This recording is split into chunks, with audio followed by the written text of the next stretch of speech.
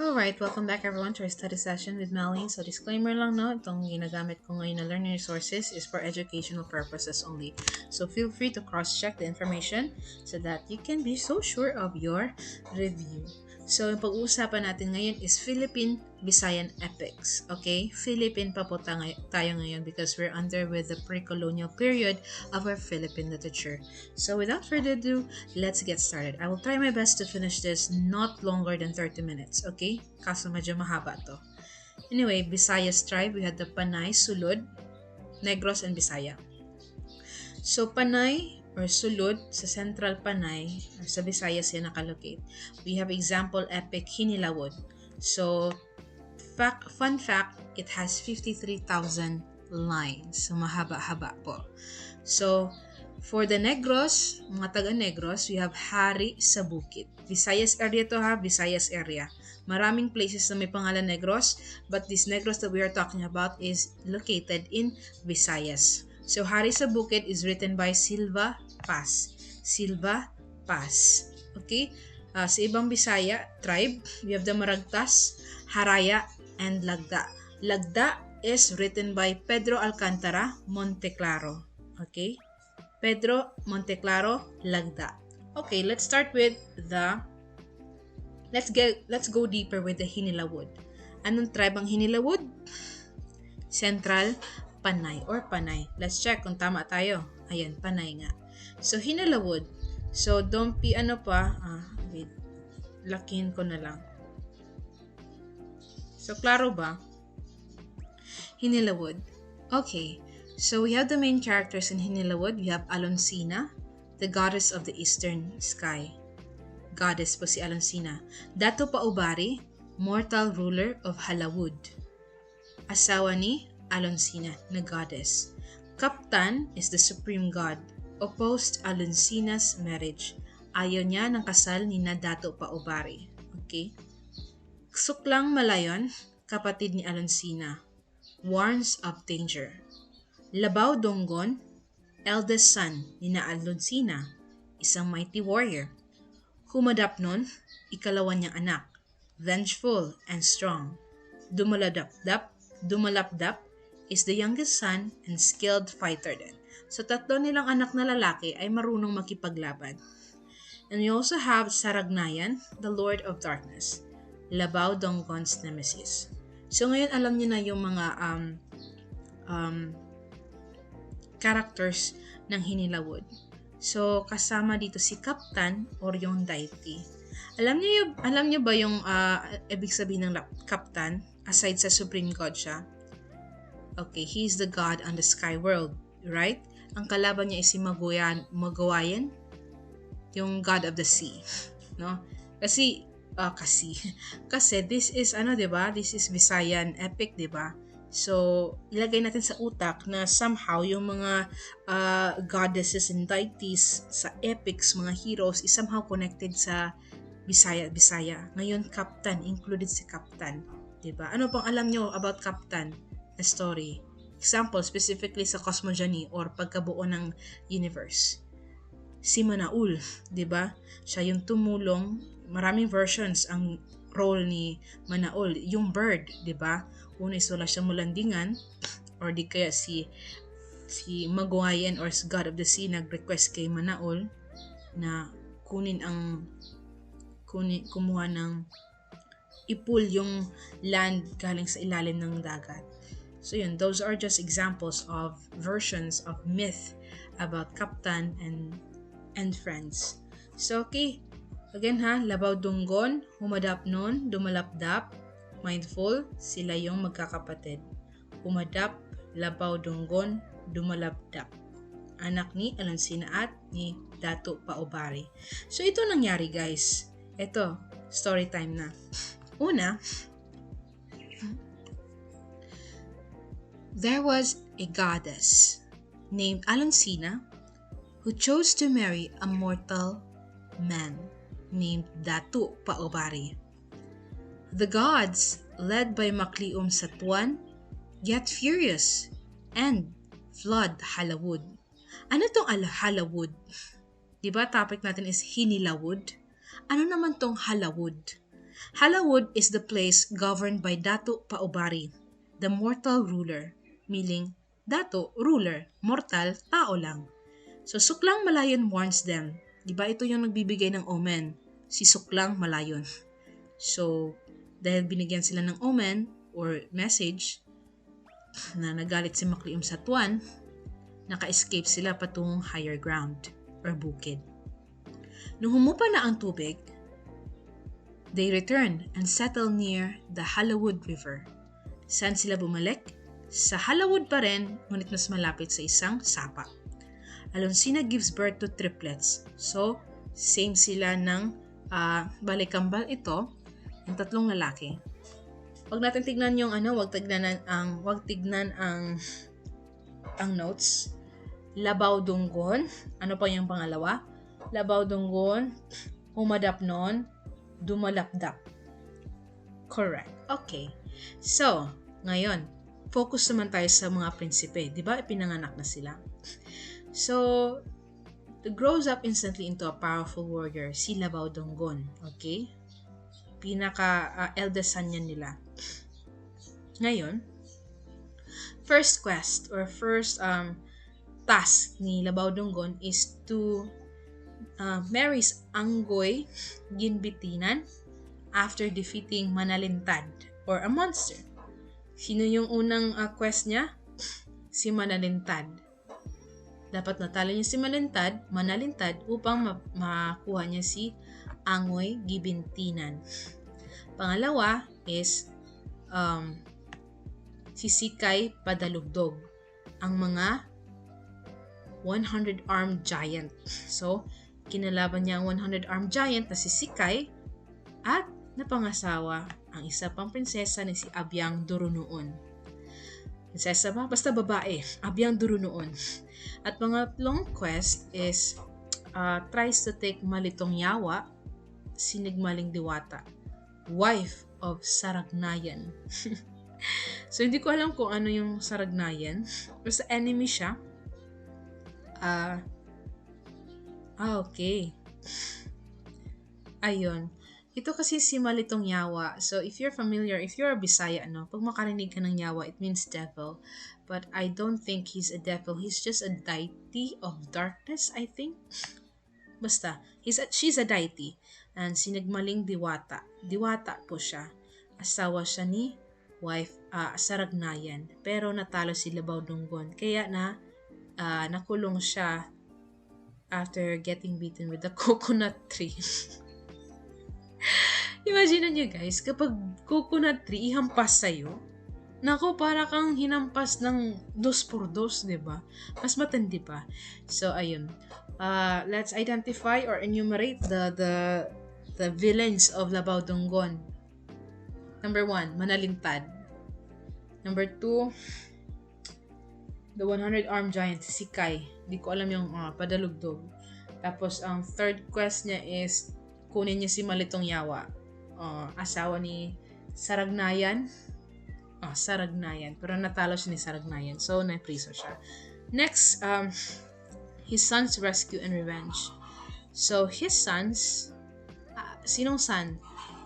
Anak ni Labaw Dunggon. Si Aso Mangga at saka si Abyang Baranogon. So, let's just say si Aso Mangga is anak ata ni Angoy Gimbitinan. At yung si Abyang is anak ni Abyang Durunoon, no? Let's just say, parang ganyan niya. Correct me if I'm wrong. So, Aso Mangga and Abyang Baranogon, born warriors, hinanap siya, ang kanilang ama. Ngayon, si Abyang Baranogon, napatay niya si Saragnayan gamit ang amulet, isang amulet. Laya si Labaw Dunggon. Ngayon, dito naman tayo kay Humadapnon. Tapos na tayo kay Humadapnon, no? So, teams up with Buyong Matanayon, isang swordsman. Trapped by Piganon, a sorceress. Pang ilang months sila na naging trap kay Piganon? 7 months po. 7 months siyang nakulong. Hi. So, Burns Ginger and the Piganon hated. Kaya nakatakas sila. Ngayon, defeat Sagnayan allies and continue his journey. Sino si Saragnayan? Yung napatay ng anak ni Labaw Dunggon. At meron pa mga kasamahan si Saragnayan, mga allies niya. Kaya yun ang nakalaban sa mga ni Humadapnon at with friends, with Buyong Matanayon. So in Piniling Tubig or Chosen Waters, lifts a giant boulder. Ayun. Sa Piniling Tubig, merong malaking boulder na niya ni Humadapnon, na aswat niya ba or na anong tawag sa Tagalog niyan? Basta he lift the giant boulder and he wins the Datu's daughter. Ayan kasi yung pre-colonial guys eh. Dapat may mapatunayan ka sa parents before mo makuha ang kanilang anak. No? So, final quest na nangyari kay Humadapnon is nakipaglaban siya kay Buyong Makabagting. Iba yan ha, si Buyong Matanayan yung kaibigan niya. Tapos, or kakampi niya. Si Buyong Makabagting naman ay nakalaban niya ito for Burigadang Pada Sinaklang Bulawan. So, goddess of greed. So, ayun. Humadapnon and wins and marries the goddess. Sino yung pinakasalan ni Humadapnon? Si Burigadang Pada. Or sabihin na natin, Bulawan. Or goddess of greed. Again, review po tayo. Sino yung mga naasawa ni Labaw Dunggon? Si Agyong. Sino pa yung Abyang? Diba? Abyang Bunduro noon. Ay, Angoy pala yung isa guys. Angoy, Abyang, tapos muntika na si Malitong Yawa, no? Pero natalo siya ni Saragnayan. Dito naman sa Humadapnon, na asawa niya si Bulawan. Dito naman tayo sa kanilang pangatlong kapatid na si Dumalapdap. Ang haba, no? So, he travels to Burutlakan, Kaadlaw, for Lubay-Lubyok, Hanginon, si Mahuyok-Huyukan. Diyos ko, Lord. So, ayun. Itong Burutlakan, Kaadlaw, lugar po to, guys. Okay? And then,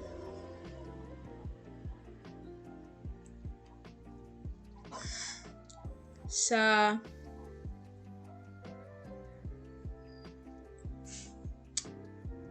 Balanakon, wait lang guys, na-disturb ako sa taong yun. Anyway, fights Balanakon, two head monsters. So, sino nakalaban ni Dumalapdap? Balanakon, two head monsters. Ultimate battle niya is si Uyutang, yung bat-like monster. 7 months of fighting. Ngayon, kung kay Dumalapdap ay nakalaban niya si Uyutang for 7 months, sino naman ang nakalaban ni Humadapnon for 7 months?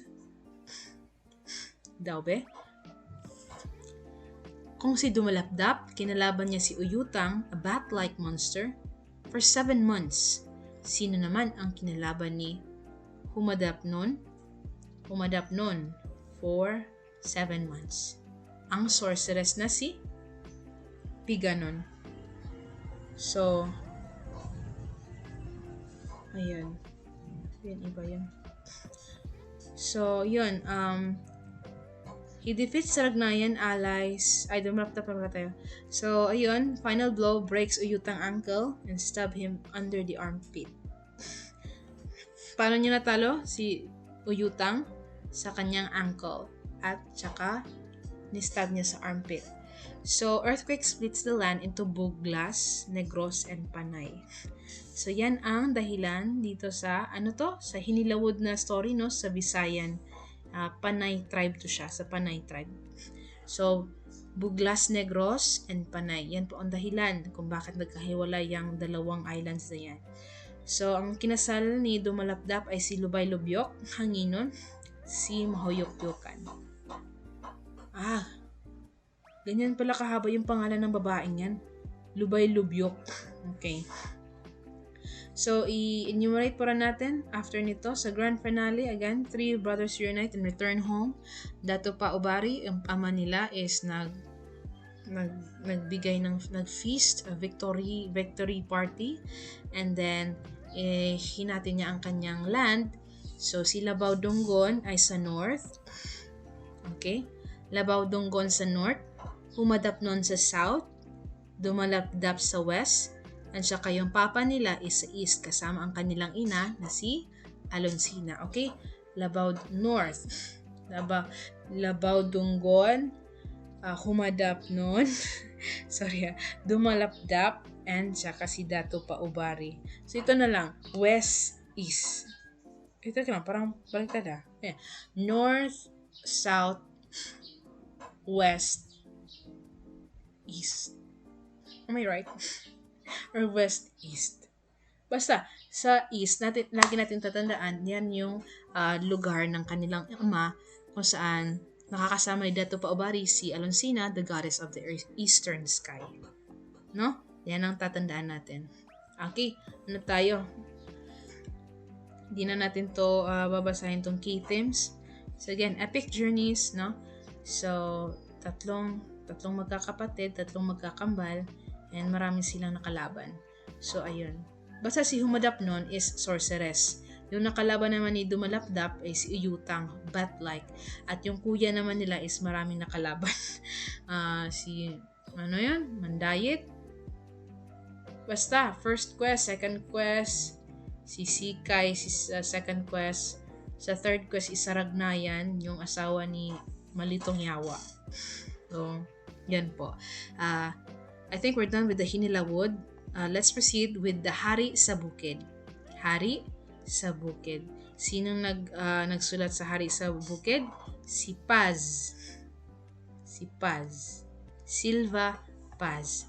Hari sa Bukid is a Visayan epic written by Silva Paz. Ito ang mga main characters natin. Una, Anselmo, a farmer who defies the king of the mountain by planting tobacco above the forbidden line. So, ayan. Hindi nagpa-follow ng rules ng land, no? So, yan. Yan si Anselmo, the farmer. King of the mountain, a powerful entity who controls the land and warns against planting above a certain point. Small men, these are mysterious workers of the king, responsible for planting and harvesting his tobacco. Wait lang. I think we still have. Yun lang pala. Ano yung mga natin? Characters natin? Anselmo, King of the Mountain, and the Small Man. King of the Mountain is Hari sa Bukid. Okay? Yung mga alagad niya is yung mga small men.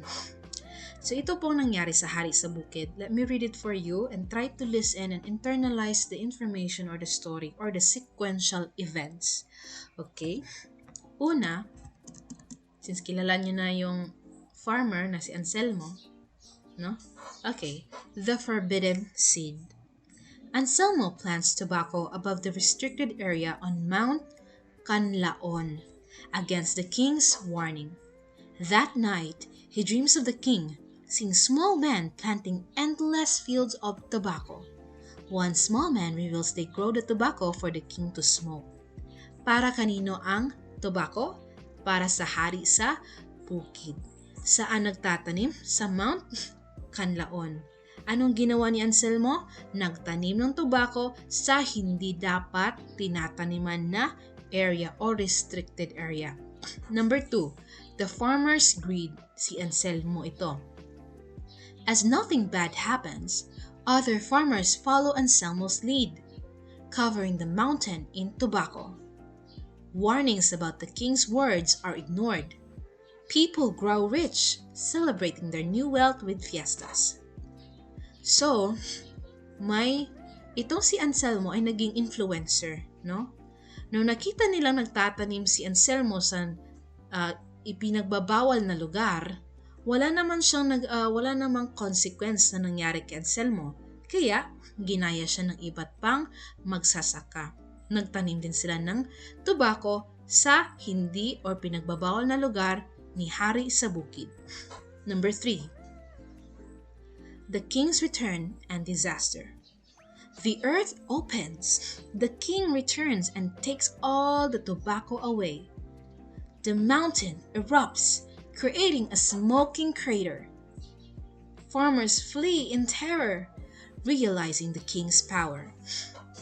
So again, guys, I think ang kanilang pagsuway sa hari sa bukid ay nag nagdulot ng isang malaking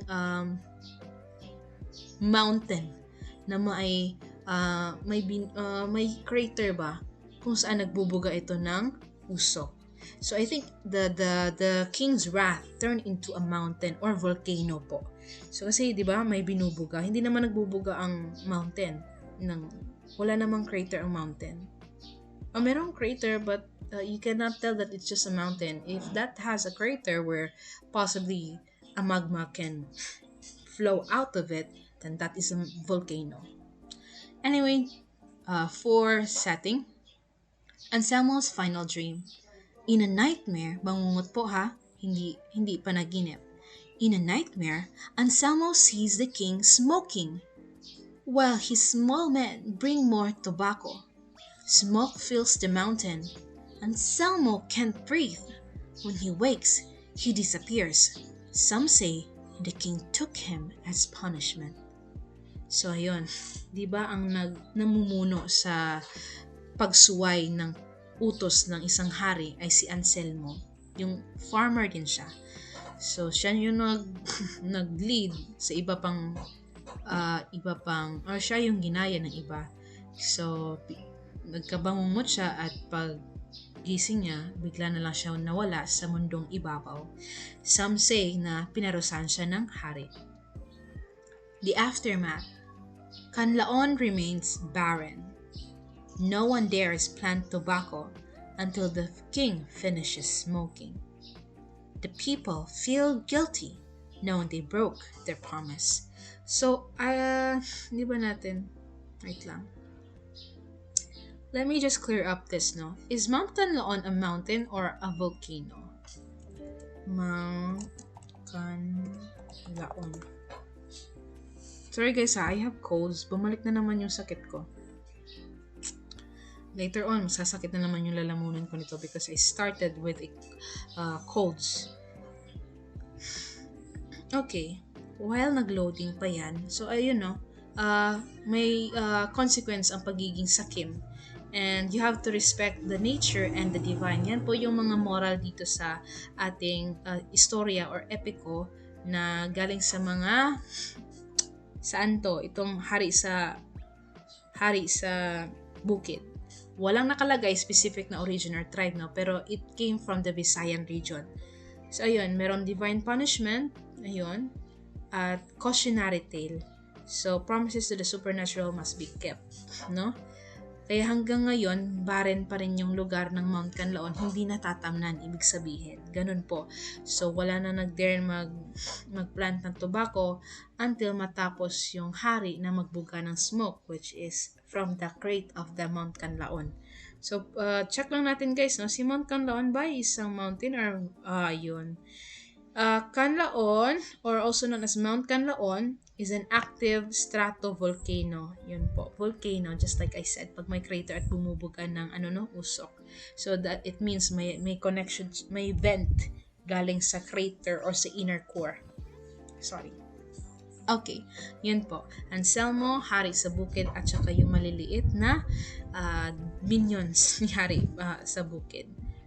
So, yan. Let's proceed to Maragtas. This is an epic about 10 brave and noble Datu coming from escaping Borneo's tyranny to settle in Panay. Alam niyo yung lugar ng Borneo, no? So, it's a neighborhood country. So, again, 10 brave and noble Datu escaping Borneo's tyranny. So, tyranny in Borneo. Dito naman tayo sa Borneo. So, they have this what they called Sultan Makatunao. It's a cruel ruler, so violates women. So, let's just say Sultan Makatunao is hindi makatao. No? Next, Dato Paiborong's wife.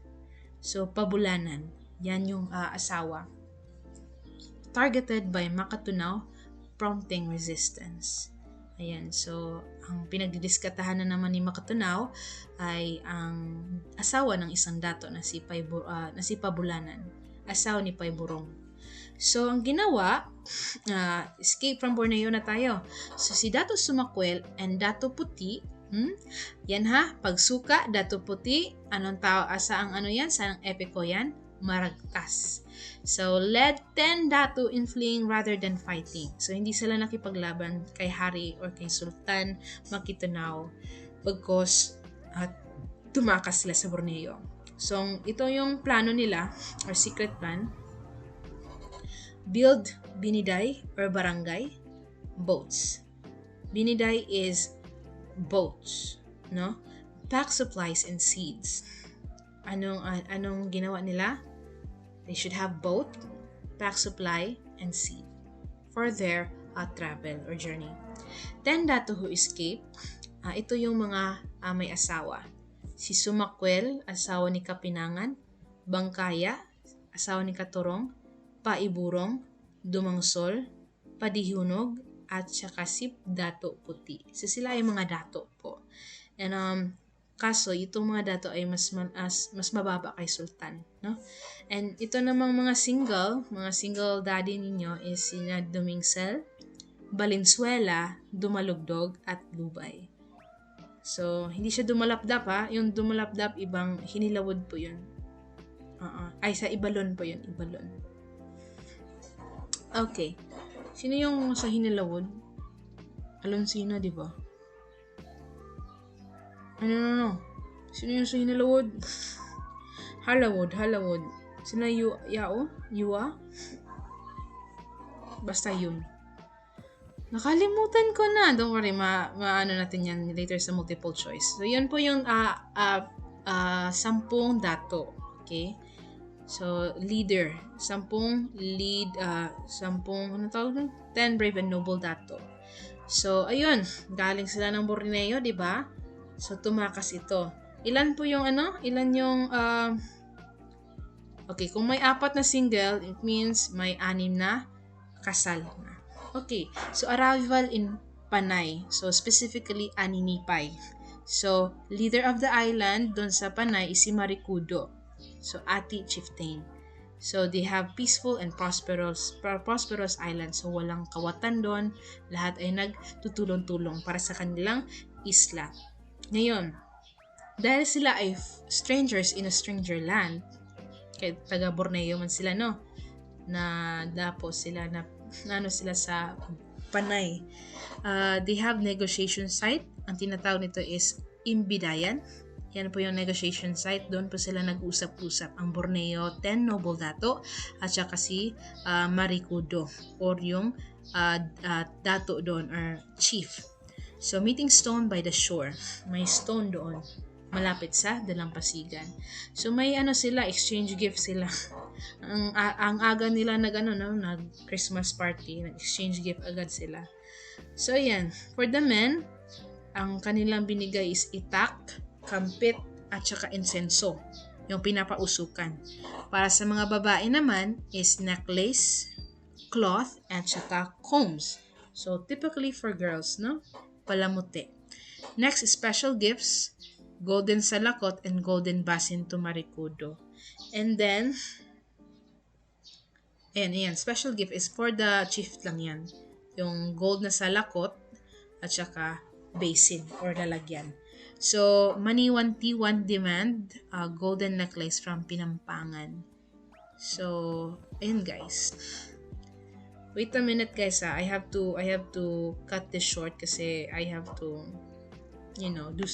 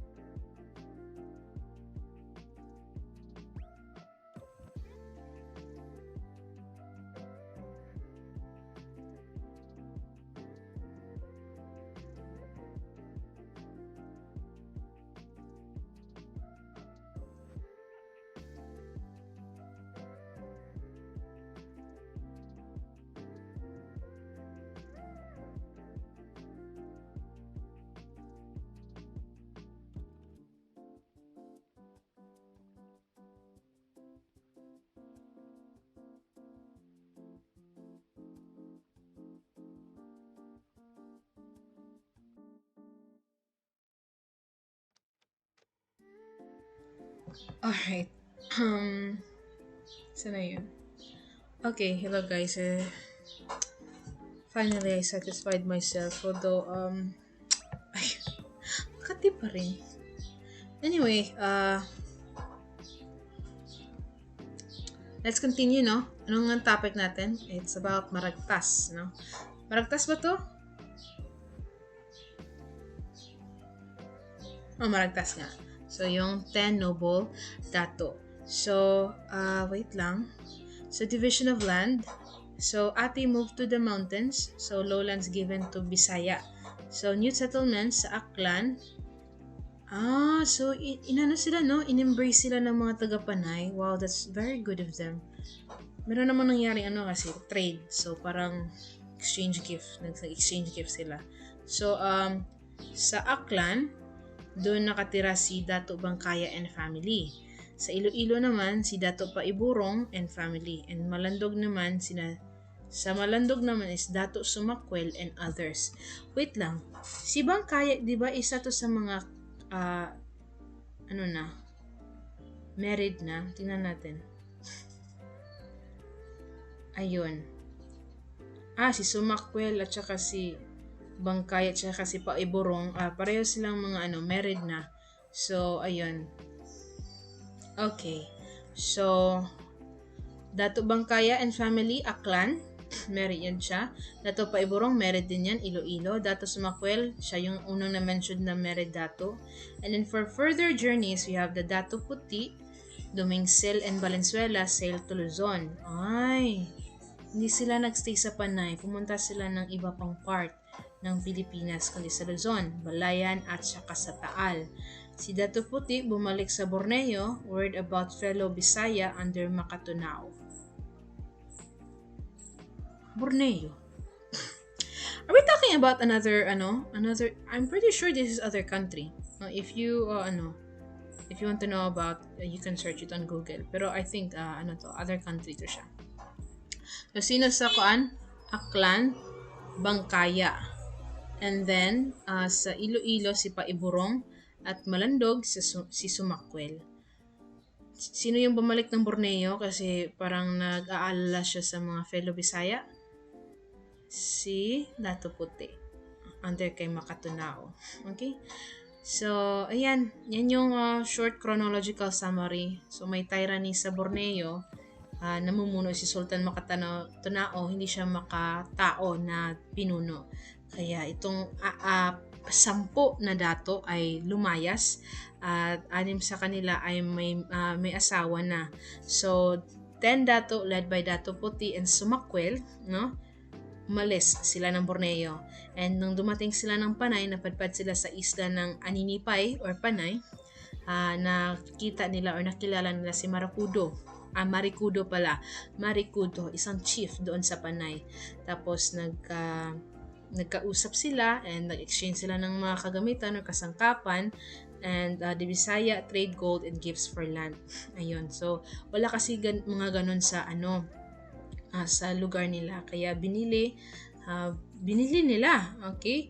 Nag-barter ba? Nag-exchange sila. Ito yung sa amin, isang treasure galing sa Borneo. Maaari namin siyang exchange sa inyo bilang Pero noon guys, para na siyang salapi. No? Ganun na siya kabigat yung mga dala-dala nila galing sa Borneo. Because why? That could be antique or yung dala nila is worth to worth kasi kumbaga imported siya ba? Imported. So, ganun. So, after the barter, there were land division. So, yung iba nasa Aklan. Sino yung sa Aklan? Paiburong? Sino yun? Wait lang. Si Bangkaya. Si Paiburong yung sa Iloilo. Tsaka sa Malandog, si Sumakwel. Ayun, Sumakwel pala.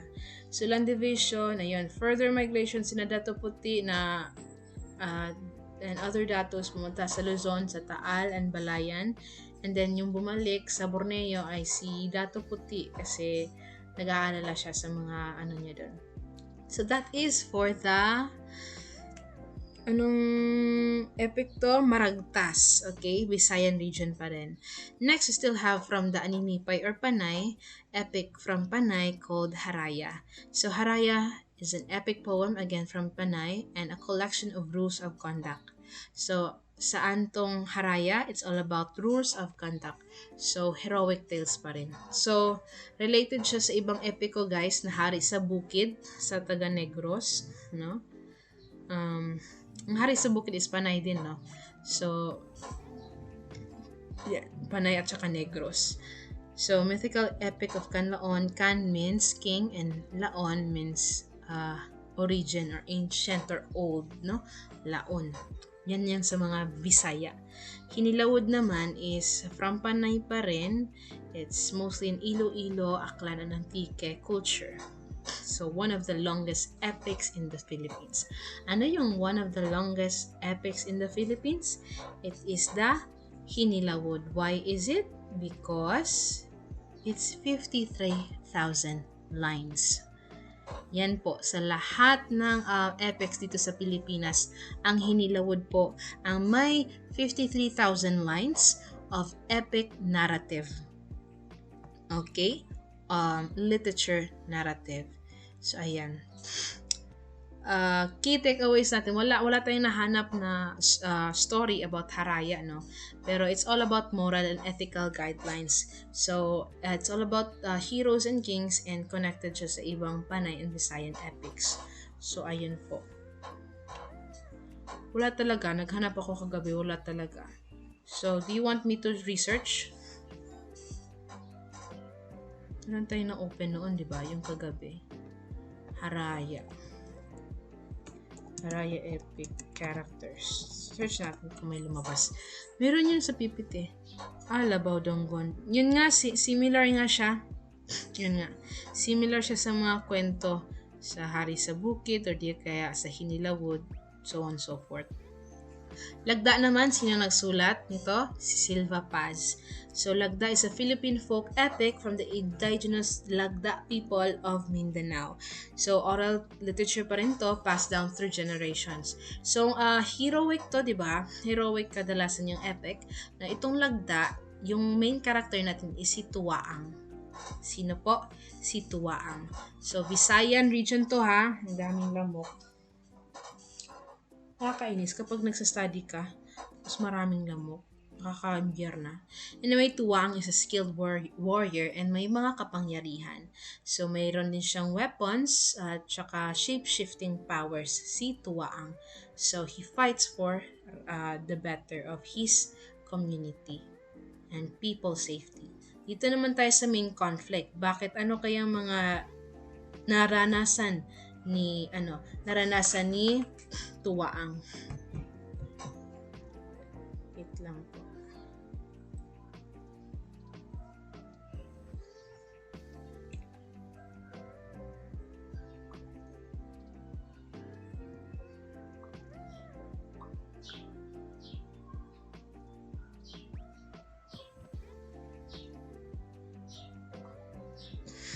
Okay. Kala ko may tumawag. Anyway, let's continue. Ito yung mga obstacles ni Tuwaang. Una, mga mythical creatures. Buwaya, crocodile. Sidapa is a snake.